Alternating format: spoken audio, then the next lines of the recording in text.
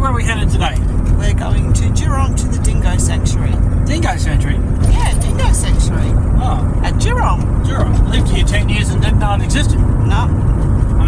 Yeah, look it up on Google. That's how we found it. So we'll take some photos along the way. We're heading out from Mundubra along the Durong Road towards Dalby. So you can come from Dalby, you can come from Kingaroy. Anyway, sit back and enjoy the ride.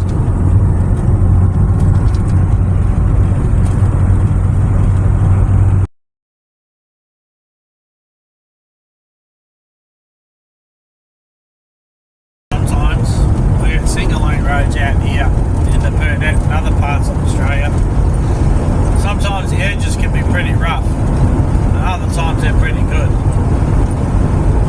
Well, the rule of thumb is you own it until you got to share it. And when you got to share it, get off early.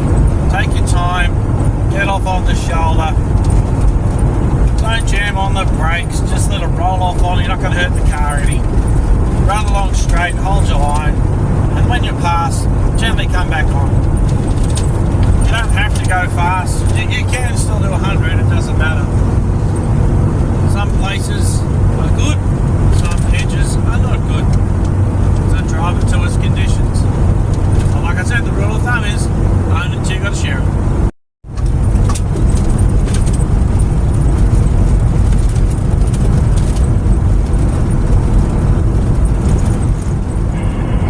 Okay, so here's the Proston turn-off.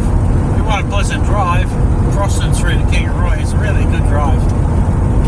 The golf course at Proston, it's a good place to stay too. Unique bottle tree setup. It's a memorial, I believe. Coming into Durong now. That's the school. A bit of a crackle on the UHF, somebody's just out of range. Yeah. We're going here towards Bondi today. We are. When you get to the end of the road, you turn leftos and go towards Bondi. Don't go towards Dalby if you want to go to the Dingo Sanctuary. Good coffee. Yes, Durong the General Durong General Store and Cafe. Great coffee. Well, we're going to stop there and get coffee. We are. Popular spot. This is the Durong camp. Well, Durong rest stop, for want of a better idea. Toilets that are usually very clean. There's a couple of hard stands so you can stay overnight. A playground. On the other side of this hall is grass. We've stayed here a few times. Nice and quiet. So, if you need a break, this is not a bad place just to stop for the night. We walk around, show you the outside. It gets pretty busy here at times. Well, it is the end of Easter. G'day. Yeah, good. Another good day out.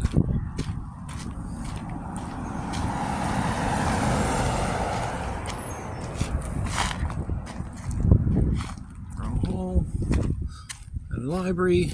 This is the grass spot that I was talking about. Not too bad if it's dry. Could be a bit soft if it's wet. But yeah, plenty of room for a one-nighter if required. Alright.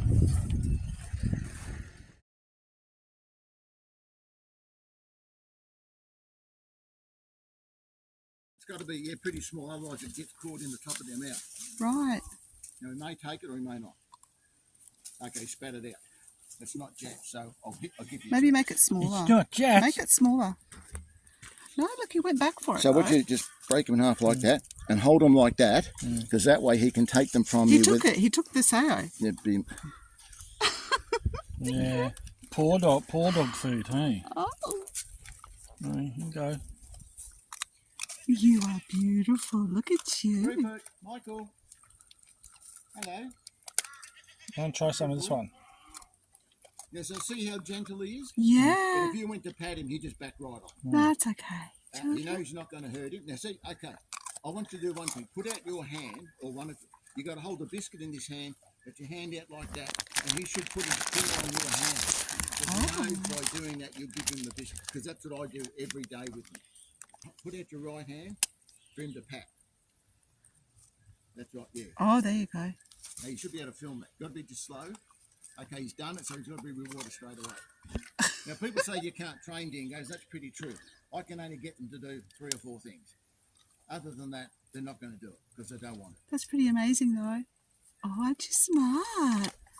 Aren't you smart? His name's Eli, after Eli Creedy. So you've got to actually hold it out. If you've got it close to your knee, that means he's got to come too close to you. Yeah, Yeah. I like it. If your arm's held out, Like that. but it's easier if you hold it in your fingers, Mm-hmm. because that's how I do it. That way they can take it without touching it. It just broke into a million They're not breaking up pieces. properly. Holding it like that with the pieces. So the dingoes have this prey instinct. So if something's moving or running, they're just going to chase it. Yeah. They just do. And so if Ooh. a kid's running and Then you screaming, no, wait. well, it's the screaming Wait. that's exciting the dingo. And Hold on. generally, if the dingo's bowing down, like he's got his front paws down, but his bum's up, that's what they call a play bow behaviour, which means they want to play.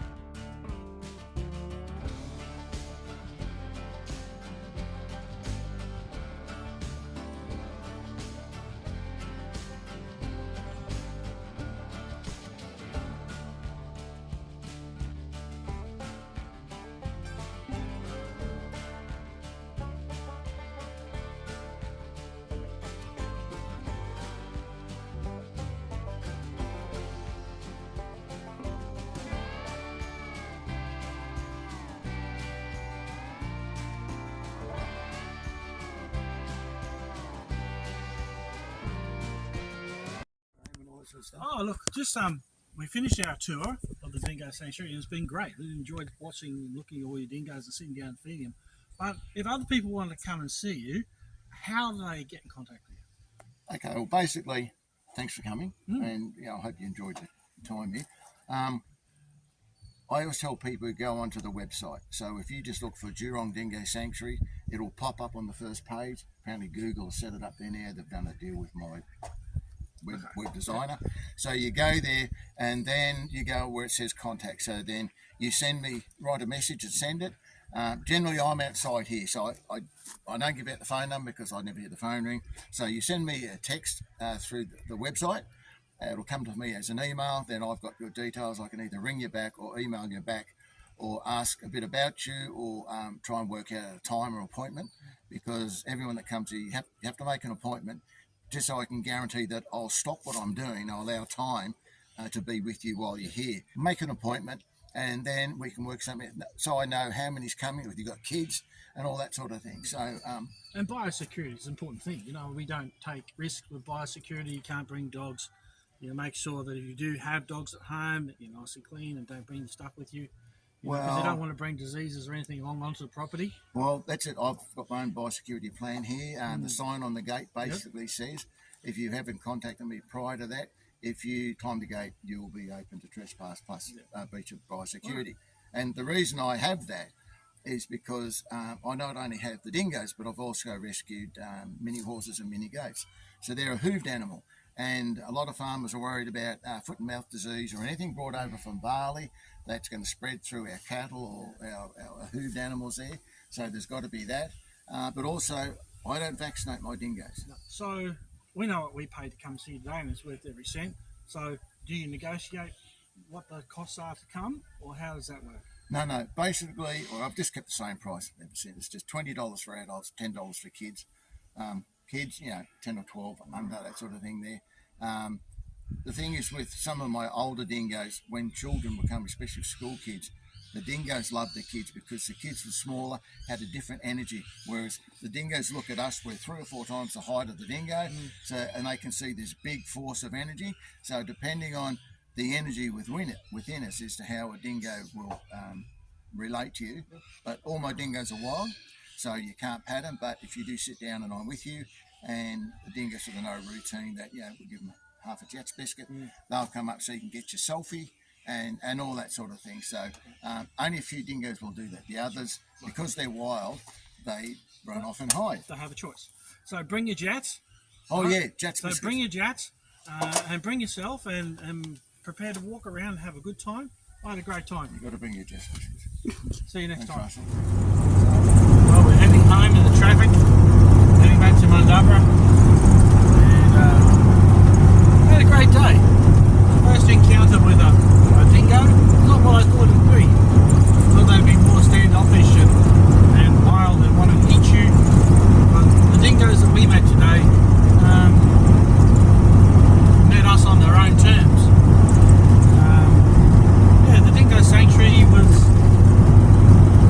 very different, not like a zoo, not like Australian Zoo or anything like that. It's one man's passion. What do you think, Cindy? Well worth the morning spent? Definitely. What did you like about it? I think that it was a wonderful encounter with the dingoes. I wasn't something that I expected at all. I thought that, I don't know, dingoes are something that has been portrayed as wanting to eat you or eat people and take things, and those dingoes were just, I don't know, they were so gentle when they took the biscuits out of your hand, and while you can't pat them or anything like that, they were gentle and they were majestic and beautiful, and They he's came back to obviously, you on their own terms. yeah, definitely, They'd accept the biscuit, yeah, because and that's then, probably what they're used to. yeah,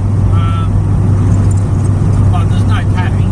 no, And at one point, one of them gave us a sniff. And that was about as close as they wanted to be. yeah, he licked my hand. One of them licked my hand. Just checking. But, It was beautiful. Another about an hour and a quarter to get home. It was a wonderful experience, and if you want to go there, you need to contact him and find out all the information you need for that. But it was absolutely well worth the effort, and a beautiful encounter. Yep, I agree. Worth looking at.